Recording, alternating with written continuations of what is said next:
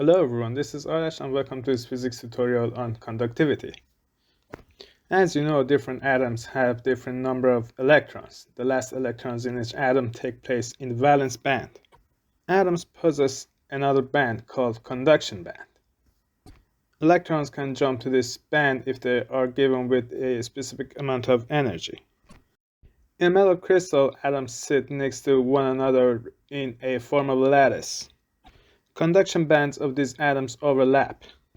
When an electron jumps to the conduction level, it will be in a cloud of conduction bands. So the electron can move about freely inside of this crystal. This is the reason of electrical and thermal conduction. There are three approaches to study the theory of electrical conductance. Classical approach starts with the second law of Newton.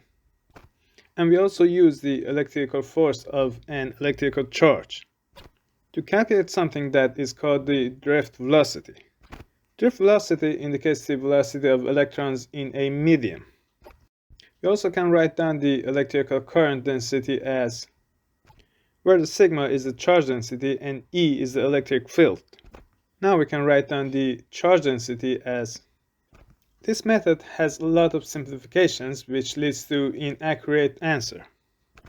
The next approach is called the semi-classical approach. The Broglie formula is used to define the relation between wavelength and the momentum of the electron.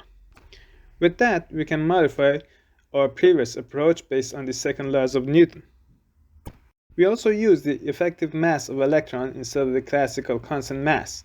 Effective mass is not constant, which is what we need since electrons move in different fields and different mediums with relativistic velocities. We also change the time defined by t with tau, which is the relaxation time of electron. Relaxation time is a time between two interactions of electron with the environment or other electrons. Now we can rewrite the equation of drift velocity. Now we can also rewrite the equation of electrical current density and charge density. Quantum approach gives the most precise answer about conductivity. Since we are dealing with a great number of electrons and atoms, we use the Fermi-Dirac distribution function. We also define the external force and the velocity of particles as below. This definition is given in momentum space. Total number of particles could be calculated via Fermi-Dirac distribution function. For continuous result, we also can change the sigma to integration, which defines the whole space. Now we can rewrite the electrical current density equation. K indexes tell us that we are in the momentum space. Number 2 tells us that we deal with two types of electrons which have up and down spins.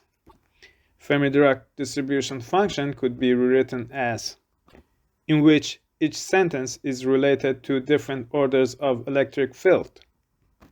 Since we are dealing with weak EM fields, we only include the first two sentences in our calculations. With a little help of mathematics, we can write. So the first order Fermi-Dirac function could be written as. And now we can rewrite the electrical charge density and electrical current density equations as. After completing the integrations and a series of simplifications, this will be the same as the Rude model in the semi-classical approach. Quantum approach could be translated into semi-classical and classical approaches, which tells us that the two first approaches are not entirely wrong. But the simplifications that we made decrease the precision of our answers. Thanks for watching this video. If you enjoy physics tutorials, please like and click subscribe button.